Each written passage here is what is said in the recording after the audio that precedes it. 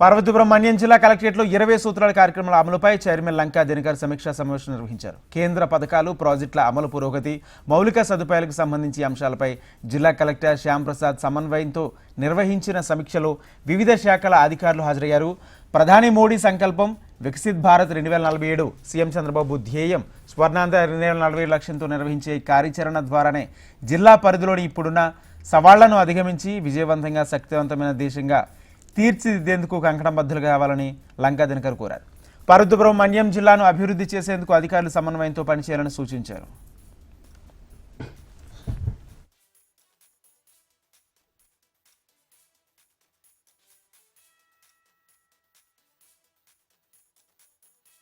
మనం చేసేటటువంటి రివ్యూలో కూడా ప్రతి శాఖ సంబంధించిన అధికారులకి నేను విన్నవించేది ఏంటంటే, సూటిగా ఏ ఒక్క స్కీమ్ కానీ ఏ ఒక్క ప్రాజెక్ట్ కానీ చరిత్రలోకి వెళ్ళి మొత్తం ఎక్స్ప్లెనేషన్ కాకుండా స్ట్రైట్ ఫిగర్ ఇవాళ ఏం జరుగుతుంది, రేపు ఏం జరగాలి, మనకేం కావాలి, ఉన్న ఇబ్బందులు ఏంటి, ఇంతకుముందు కొన్ని తప్పులు జరిగినటువంటి మాట అట్లా ఎట్లా సవరించుకొని ముందుకెళ్తే మనం ఈజీగా వెళ్ళగలము అనేటటువంటి విధంగా మన యొక్క సమీక్ష ఉండాలి.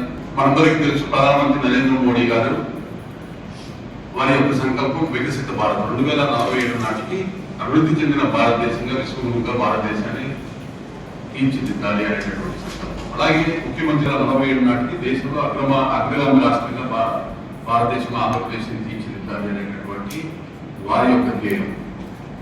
అందులో భాగంగా కేంద్ర ప్రాజెక్టు పథకాలు, కేంద్ర ప్రాజెక్టులు, అలాగే రాష్ట్ర ప్రభుత్వం ప్రతిష్టాత్మకంగా ప్రవేశపెట్టేటువంటి వివిధ ప్రాజెక్టులకి సంబంధించి ఏదైతే నీతి ఆయోగ్ సూచించినటువంటి సస్టైనబుల్ డెవలప్మెంట్ గోల్స్, ఇండికేటర్స్ ని వైబ్రెంట్ గా ఏ విధంగా మనం పాజిటివ్ గా దేశంలో ఉన్నటువంటి మిగతా రాష్ట్రాల కన్నా బెటర్ గా పెర్ఫార్మ్ చేసేటటువంటి విధంగా ఈ యొక్క ప్రభుత్వ పథకాలని ప్రజలకు, ముఖ్యంగా లబ్ధిదారులకు ఎవరైతే ఉన్నారో అంత్యోదయ స్ఫూర్తితో చిట్ట చివరి వ్యక్తి వరకు, సమాజంలో అట్టడుగున నివసిస్తున్నటువంటి చిట్ట చివరి వ్యక్తి వరకు, చిట్ట చివరి ప్రాంతం వరకు ఆ ఫలాలు వెళ్ళాలి అనేటటువంటి ఒక మూల ఉద్దేశంతో ఈ యొక్క కార్యక్రమం తీసుకోవడం జరిగింది.